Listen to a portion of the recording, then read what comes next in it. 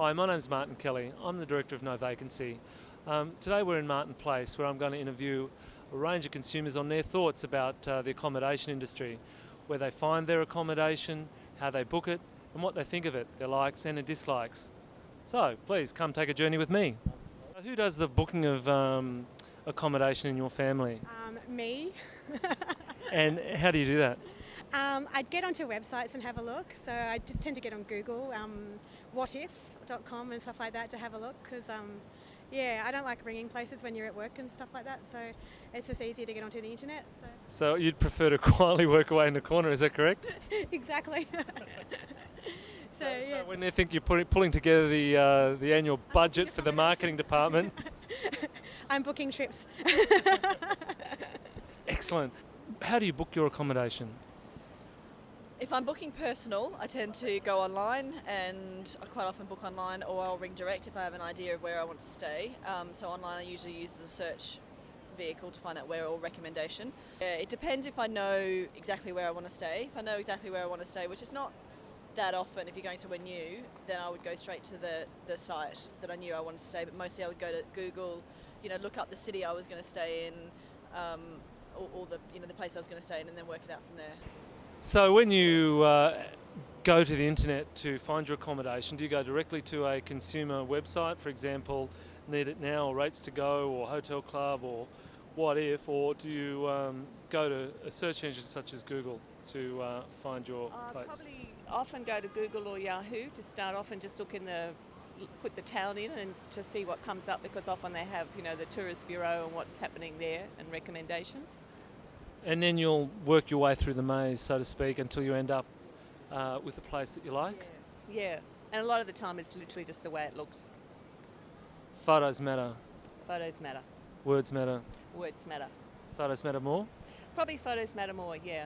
Well, if it's for business, the first thing I do is I'm in the Intercontinental Hotel Club, and so I go straight to their website and I put in the name of the city, Brisbane, Melbourne, see what it comes up with, Intercontinental, Crown Plaza, and then if I think the price is going to be okay by the client, I'll book that because of the loyalty points, and then I use those free nights for when I'm on holidays. But if I'm travelling to, say, somewhere like a country town or something like that, I will usually go to whatif.com and then base my decision on that. Although I have to admit I cheat in that I'll go to What If, find the place that I think looks the nicest, and then go straight to the provider's own website, and then often book through that. And it's often, there's no reason I do that other than I just like the idea of giving the extra money back to the owner of the premises. I would spend 5 times researching, 5 times more researching one night of travel for myself than I would for work. Oh, excuse me, are you Megan Gale? No, you're just saying that so I'll spend some time with you. Oh, how did you know? When you look for accommodation when you travel, do you use the internet or go to a travel agent? I'm researching a trip now for August and I'm using the internet. Okay, and you're researching destinations at this stage? No, we've decided on a destination, Ibiza, and we're doing villas probably instead of a hotel. Okay. And have you got down to any options yet? Yes, I found one this morning actually. Now, was that a direct site, that is the villas site, or was it actually, say, the local tourism authority or whatever? No, I used Google and I just found, just did villas in Ibiza, and I found a site based in the UK that just had villas in Ibiza. Alicia. Hi, Alicia. Where are you from? I'm from Sydney, Rose Bay. Excellent. Do you like this city? Everyone's been bagging it lately, but I reckon it's a sensational place. What's your point of view? Love the city. Especially Sydney. I'm an ex-Queenslander, so I think Sydney is gorgeous. Yeah, I reckon it's pretty good too. Lay off Sydney, I say. But we've all got to get away, right? Yes. So where do you like to go when you get away? Probably overseas if possible. That way it's sort of right away. What are you prepared to pay for really good accommodation? Low cost. I wouldn't expect anything less than, $200, $250 a night, which would be, I suppose a local sort of cost. Yeah. To, I don't know, $700, $800 a night. Have known to pay more, but that's on a special occasion. But I mean, that's at the higher end, I'm saying that. So it would be around sort of the $400, I suppose, on average a night. And that's a significant amount of money. This will be the final question. What are you looking for? I mean, how do you evaluate value for money when paying those kind of dollars, what do you seek? It's about me feeling comfortable where I am, that it's clean, that I can get away, feel like I've escaped. I just want it to be nice and look good. If that comes with a price, and I expect to pay that. How do you find the places that you stay in? Increasingly via the internet as opposed to word of mouth. And how do you search for the business accommodation? Do you go to Google or straight to a website? Straight to a website. Which one would that be? Last minute, what if, they'd be the two main ones. Is it the price or the star ratings that catch your eye, or is it something else when it comes to booking those rooms? First is location.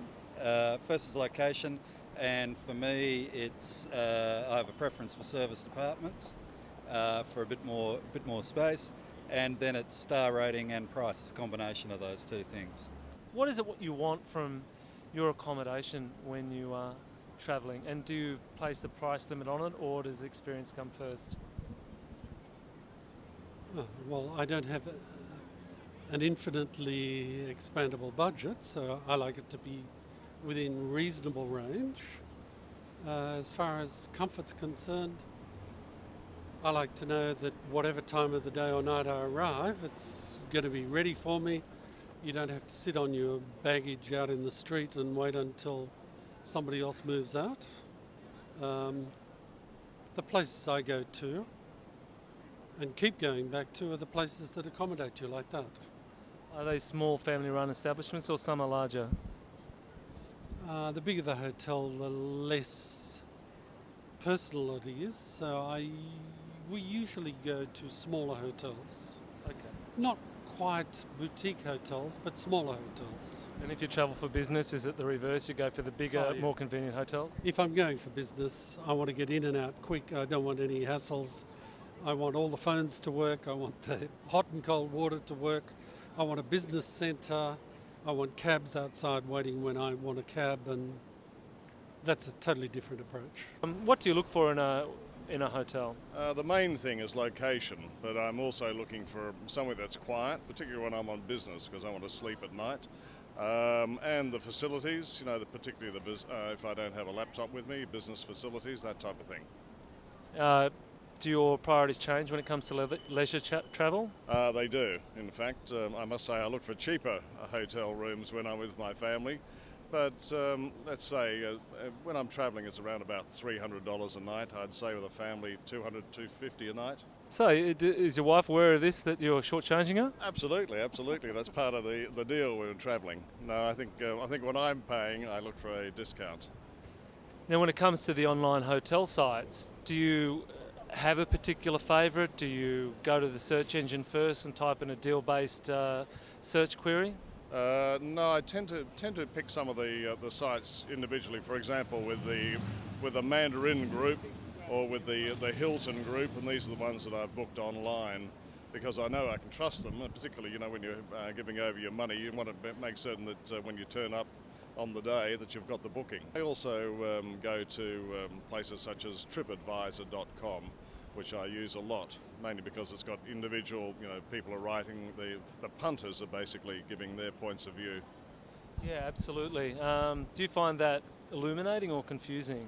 No, I find there's quite a bit of negativity, but nevertheless there's also a slight touch of the PR because I think it can be manipulated. So it's a bit, you have to make your own judgment on these types of sites like TripAdvisor.com. But it's very similar to if you go to the Mandarin site, there's not going to be any bad news there. It's all going to be basically marketing spiel. Is your advice to hoteliers join a conversation? Yes, no, I would get in there. I certainly wouldn't, as we say in the PR business, if there's a information vacuum, somebody's going to fill it. It could be either you or your competitors or somebody else out there. So if I was a hotel owner, I'd be in there filling that information vacuum. Hotels should give accommodation, well, as the word says, accommodation that you got a roof over your head and good and decent food, and that's it. They don't need all the other mumbo jumbo like concierge and gymnasium and sauna and this and that. What do you think about wireless broadband access? Wireless broadband, no, I don't believe in the information technology anyway. I reckon it's a waste of time, this computer stuff. It will develop into a most uncontrollable monster, and it eventually will be abolished.